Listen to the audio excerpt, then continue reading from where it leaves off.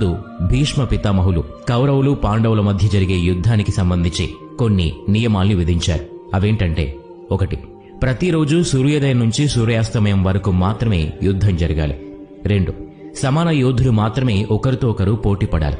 ఉదాహరణకి, రథం మీద ఉన్నవాళ్లు రథం మీద ఉన్నవాళ్లతో యుద్ధం చేయాలి. ఏనుగు సవారీలు మిగతా ఏనుగు సవారీలతోనే యుద్ధం చేయాలి. నేల మీద ఉన్నవాళ్లు నేల మీద వాళ్లతోనే యుద్ధం చేయాలి. 3. ఎవరైనా భయభీతులై యుద్ధంలో శరణు కోరితే అలాంటి వారి మీద అస్త్రాలు ప్రయోగించకూడదు. 4. యుద్ధంలో సేవకులకు ఎలాంటి హాని తలపెట్టకూడదు. 5. నిరాయుధుల మీద ఎవరూ ఆయుధాలు ప్రయోగించకూడదు. 6.